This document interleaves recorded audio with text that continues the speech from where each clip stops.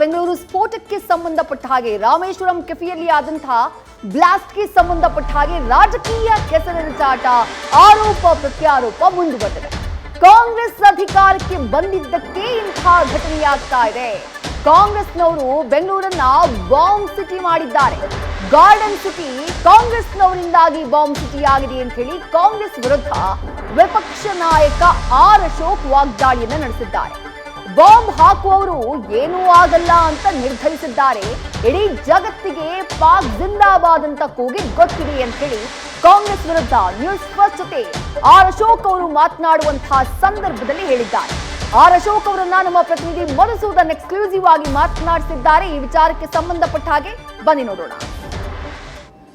ಒಂದು ಕಡೆ ವಿಧಾನಸೌಧದಲ್ಲಿ ಪಾಕಿಸ್ತಾನದ ಪರ ಘೋಷಣೆ, ಮತ್ತೊಂದು ಕಡೆ FSL ವರದಿ ಬಂದಿದೆ, ಅದರಲ್ಲಿ ದಾಖಲಾಗಿರೋ ಅಂತ ವಿಚಾರ ಸರಿಯಾಗಿದೆ ಅನ್ನೋ ಮಾಹಿತಿ. ಈ ಬಗ್ಗೆ ಮಾತಾಡಲಿಕ್ಕೆ ನ್ಯೂಸ್ ಫಸ್ಟ್ ಜೊತೆ ಆರ್ ಅಶೋಕ್ ಇದ್ದಾರೆ, ವಿಧಾನಸಭೆಯ ವಿಪಕ್ಷ ನಾಯಕರು. ಅವ್ರನ್ನ ಮಾತಾಡ್ತೀನಿ.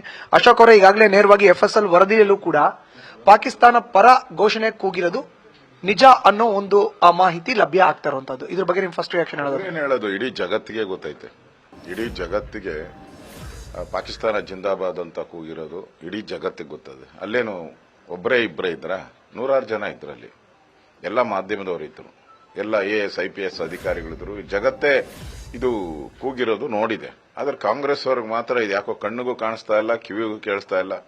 ಅಲ್ಪಸಂಖ್ಯಾತರಂತೆ ಅವ್ರು ಮುಟ್ಬೇಡ್ರಿ, ಅವ್ರನ್ನೇನು ಮಾಡಬೇಡ್ರಿ, ಅವ್ರು ನಮ್ಮ ವೋಟ್ ಬ್ಯಾಂಕು ಅಂತ ಎಲ್ಲಿವರೆಗೂ ಕಾಂಗ್ರೆಸ್ಸಿನ ಮನಸ್ಥಿತಿ ಇರ್ತೈತೋ ಅಲ್ಲಿವರೆಗೂ ಈ ರಾಜ್ಯ ಸೇಫ್ ರಾಜ್ಯ ಆಗೋಕೆ, ಸೇಫ್ ಬೆಂಗಳೂರು ಆಗೋಕೆ ಸಾಧ್ಯನೇ ಇಲ್ಲ. ಸರ್, ನಿನ್ನೆ ಬಾಂಬ್ ಬ್ಲಾಸ್ಟ್ ಆಗಿರೋ ಪ್ರಕರಣ ಬೇರೆ ನಡೆದಿದೆ ಸರ್.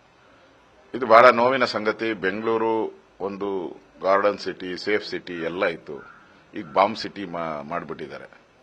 ಸೊ ಇನ್ನಷ್ಟು ಘಟನೆಗಳು ಏನೇನಾಗುತ್ತೋ ಗೊತ್ತಿಲ್ಲ. ಮೊದಲೆಲ್ಲ ಶರ್ಟಿನ ಗುಂಡಿಗಳನ್ನ ಹಾಕೊಂಡು ಓಡಾಡ್ತಾ ಇದ್ದವ್ರ ಜನ ಇವಾಗ ಶರ್ಟಿನ ಗುಂಡಿನ ತೆಗೆದು ರಾಜಾರೋಷವಾಗಿ ರಸ್ತೆಗಳಲ್ಲಿ ಓಡಾಡುವಂತ ಸ್ಥಿತಿಗೆ ಬಂದ್ಬಿಟ್ಟಿದ್ದಾರೆ. ಅವ್ರಿಗೆ ಮಾನಸಿಕವಾಗಿ ಆ ತರ ಅನ್ಸ್ಬಿಟ್ಟಿದೆ, ನಮ್ಮನ್ನ ಯಾರು ಏನು ಮಾಡಲ್ಲ ಅಂತ. ಆ ಮಾನಸಿಕ ಸ್ಥಿತಿಗೆ ತಂದೋರು ಯಾರು? ಇದೇ ಕಾಂಗ್ರೆಸ್ ಅವರು. ಆ ಮಾನಸಿಕ ಸ್ಥಿತಿಯನ್ನು ತೆಗೆಯೋವರೆಗೂ ಅವ್ರು ಇದೇ ಗೂಂಡಾಗಿರಿಯನ್ನ ಮಾಡ್ತಾರೆ, ಇದೇ ಭಯೋತ್ಪಾದನಾ ಚಟುವಟಿಕೆಗಳನ್ನ ರಾಜಾರೋಷವಾಗಿ ಮಾಡ್ತಾರೆ. ಸರ್, ನನ್ನ ಕಡೆ ಪ್ರಶ್ನೆ ಸರ್, ಒಂದು ಕಡೆ ಪಾಕಿಸ್ತಾನದ ಪರ ಘೋಷಣೆ ಕೂಗಿದ್ದಾರೆ, ಬಾಂಬ್ ಬ್ಲಾಸ್ಟ್ ಆಗಿದೆ. ಇಂಥ ಸಂದರ್ಭದಲ್ಲಿ ನಿನ್ನೆ ಮೈಸೂರಲ್ಲಿ CM ಒಂದು ಸ್ಫೋಟಕ ಹೇಳಿಕೆ ನೀಡಿದ್ದಾರೆ ಸರ್. ಆಪರೇಷನ್ ಕಮಲ ಶುರುವಾಗಿದೆ, ನಮ್ಮ ಶಾಸಕರನ್ನ ಅಲಗಾಡಿಸುವಂತ ಕೆಲಸವನ್ನ BJP ಅವರು ಮಾಡ್ತಿದ್ದಾರೆ. ಎಲ್ರಿಗೂ ಕೂಡ ನ್ಯೂಸ್ ಫಸ್ಟ್ ನಿರ್ಭೀತಿಯಿಂದ ನಿಮ್ಮ ಪರವಾಗಿ.